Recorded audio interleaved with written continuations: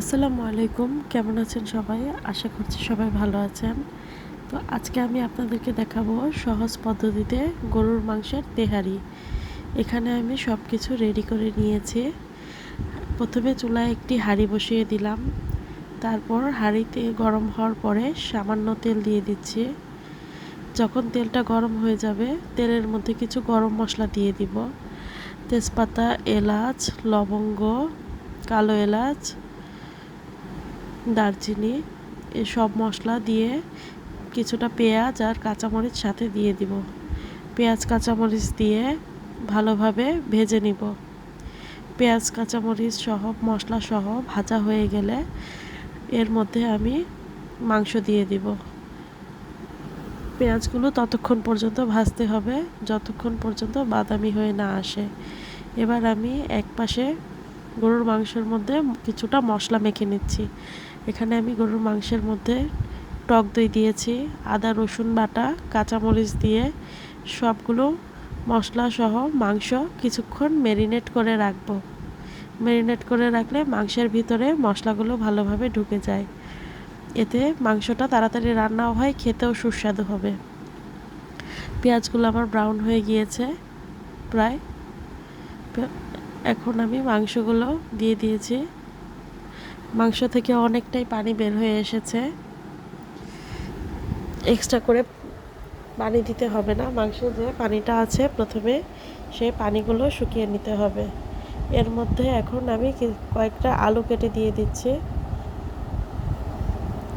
বড় বড় করে কেটে নিয়েছি।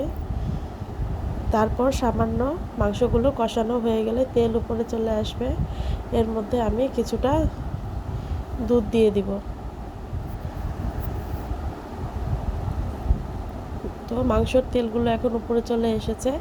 আমি এর মধ্যে কিছুটা দুধ অ্যাড করে দিচ্ছি। মাংসের মধ্যে দুধ দিলে বিরিয়ানিটা টেস্ট হয়। এতে মাংসের স্বাদ বহুগুণে বেড়ে যাবে।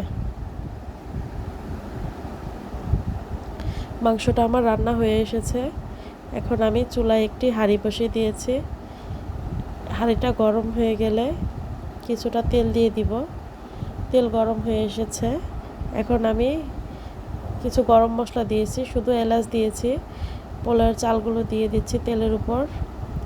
চালগুলো আমি কিছুক্ষণ ভালোভাবে ভেজে নিব। যতক্ষণ পর্যন্ত চালগুলো ভালোভাবে ঝরঝরা হয়ে ভাজা না হয়ে যায় ততক্ষণ ভেজে নিতে হবে।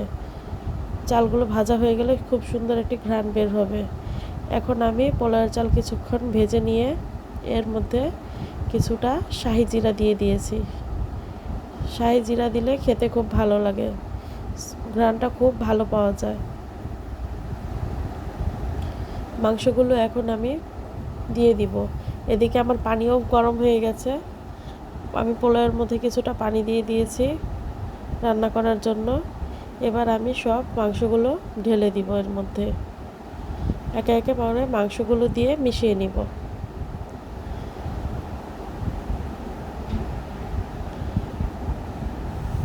এখন আমি এর মধ্যে সব মাংস দিয়ে কিছুক্ষণ ঢেকে দিব।